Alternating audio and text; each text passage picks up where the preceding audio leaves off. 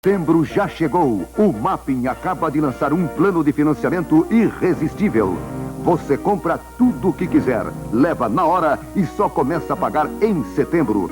São milhares de produtos para você e sua casa, financiados pelo crédito automático Mapim. A primeira parcela você só paga após 60 dias. Não perca tempo. Venha conhecer todos os planos do crédito automático Mapim. E agora, a mais nova FM de São Paulo apresenta, em primeira mão, a sua programação.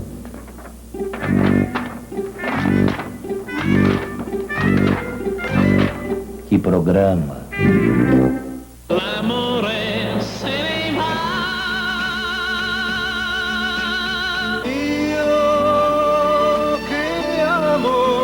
L'amore, sempre l'amore. Em discos, fitas e compact discs, som livre.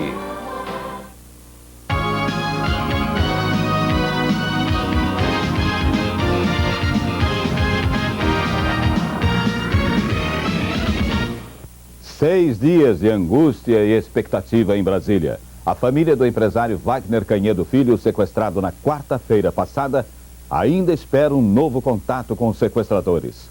As negociações que estavam sendo feitas em Goiânia voltam ao Distrito Federal.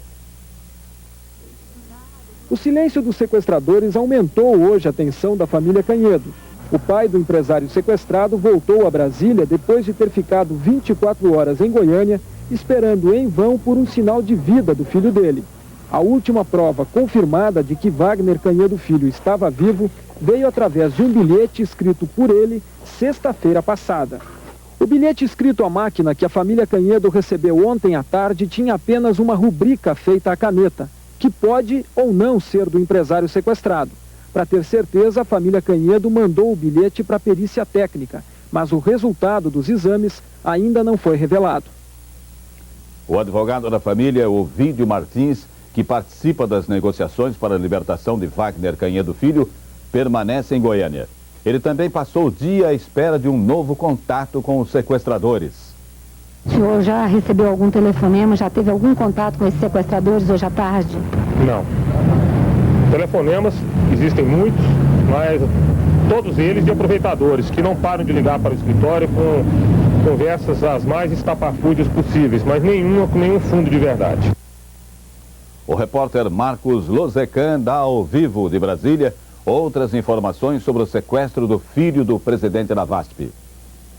Aqui na casa do assessor da presidência da VASP, a informação é de que a família Canhedo já tem todo o dinheiro para pagar o resgate, mas agora impõe condições para negociar com os sequestradores. Quer, para começo de conversa, uma prova definitiva de que o empresário Wagner Canhedo Filho está vivo. Pode ser um telefonema dele, pode ser uma carta escrita à mão ou ainda uma fita cassete gravada. Daqui a pouco, outras informações sobre o sequestro do filho do dono da VASP. O INAMPS proíbe em todo o estado do Rio o uso do soro que matou 3 crianças. Os fabricantes do produto também serão responsabilizados pela contaminação de mais 8 bebês. Os médicos da maternidade Alexander Fleming, na zona oeste do Rio, ficaram alarmados com o que parecia ser uma epidemia.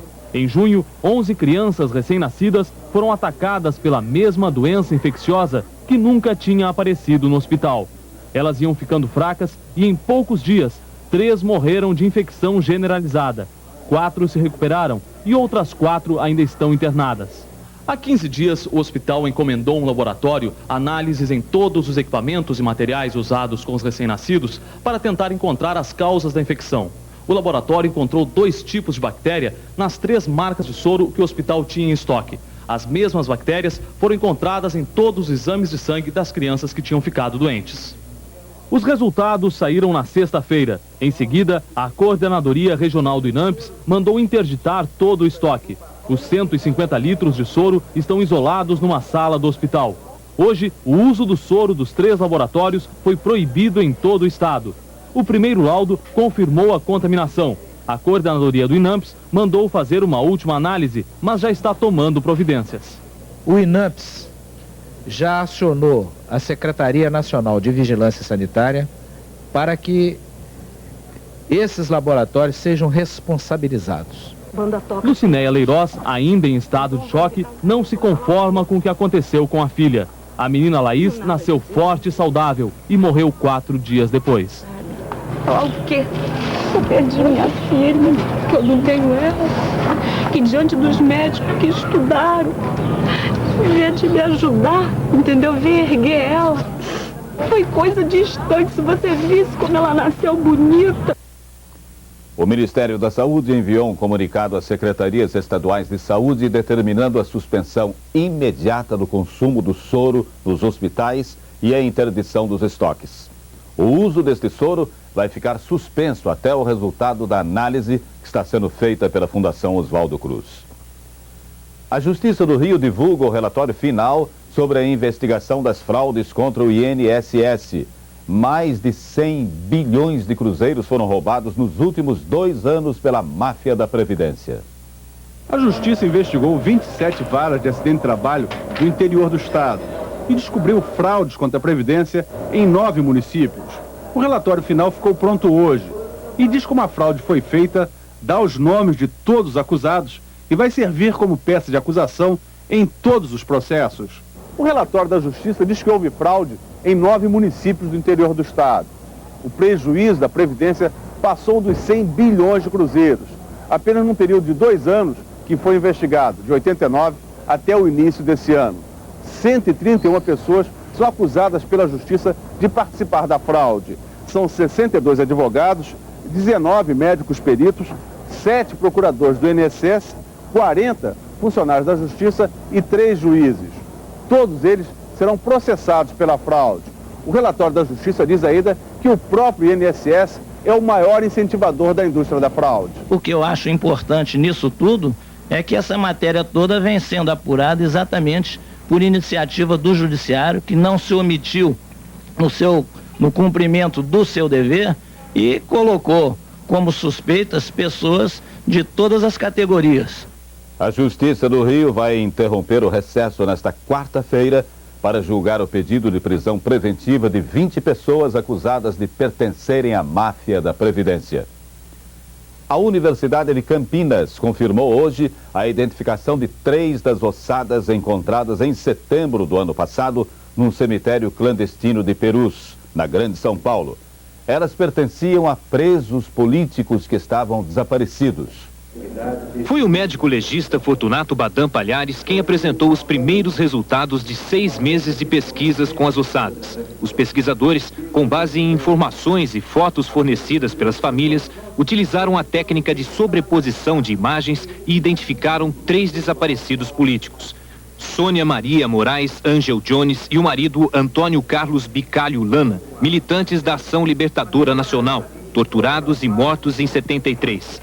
A terceira ossada identificada é de Denis Casemiro, militante da Vanguarda Popular Revolucionária e desaparecido em 71.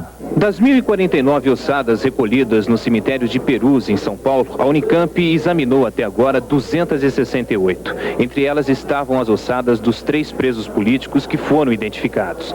Segundo o médico Badam Palhares, o trabalho de identificação vai continuar, mas o ritmo deste trabalho vai depender dos recursos que a universidade receber para isso. Pode ser mandado de volta para a Itália o mafioso que está preso em Minas. Vincenzo Curcelli chegou ao Brasil há 2 anos. Foi condenado na Itália por assalto, tráfico de drogas e sequestro. O mafioso estava desaparecido há 1 ano e era dado como morto. A cidade de São João del Rei, na Zona da Mata de Minas Gerais, foi a escolhida pelo italiano para ficar longe da polícia. Ele chegou aqui há 8 meses usando o nome falso de Hermes Musioli. Foi morar num bairro da periferia que reúne só descendentes de italianos e montou em pouco tempo essa discoteca ao lado da casa dele. Há 2 meses, Vincenzo estava construindo esta casa de 3 andares. Segundo a polícia, a construção seria uma fortaleza, onde também funcionaria outra casa noturna. O italiano chamou a atenção da Polícia Civil da cidade quando começou a trocar de carros com frequência. Os policiais receberam informações aqui na delegacia de que ele andava sempre com muito dinheiro e de que estava trocando dólares com comerciantes aqui em São João del Rei. Uma equipe de policiais começou a seguir Vincenzo de perto e descobriu que o contato dele com traficantes e viciados em drogas era diário. Vincenzo foi preso na própria discoteca, onde guardava maconha e cocaína. Julgado, ele foi condenado a 8 anos e 6 meses de cadeia por tráfico de entorpecentes, corrupção de menores e uso de documentos falsos. O italiano tinha documentos com 4 nomes diferentes: Hermes Musioli, Alessandro Gilberti, Giuseppe Calgaro e Franco Soglieri. Nos passaportes, um detalhe chamou a atenção da polícia. Vicenzo fazia viagens de um dia a Santa Cruz de la Sierra, na Bolívia, um dos maiores centros de produção e distribuição de drogas do mundo. O italiano está preso nesta cadeia em São João del Rei. Orientado pelo advogado, ele não sai da cela e o diretor da cadeia não autoriza a entrada de equipes de reportagem. Um furacão devasta a cidade de Detroit, nos Estados Unidos. E as chuvas inundam o leste da China. São os destaques de hoje no mundo.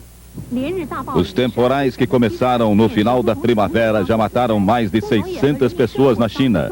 Centenas perderam as casas e fogem das aldeias inundadas. O governo pediu a ajuda do exército para as operações de resgate das vítimas. Dezenas de cidades estão isoladas do resto do país. As tempestades também castigaram várias cidades americanas. Detroit, no estado de Michigan, foi a que mais sofreu com as últimas chuvas. Muitas árvores foram derrubadas e mais de 100 mil pessoas ficaram sem eletricidade nas casas. Uma pessoa morreu e dezenas ficaram feridas. Na Espanha, um touro avança sobre um turista sueco no segundo dia do Festival de São Firmino. O homem ficou com ferimentos graves.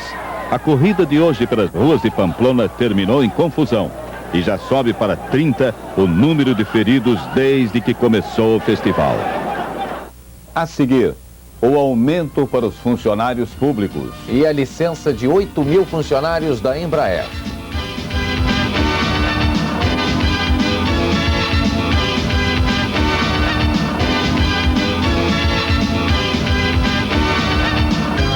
Atenção.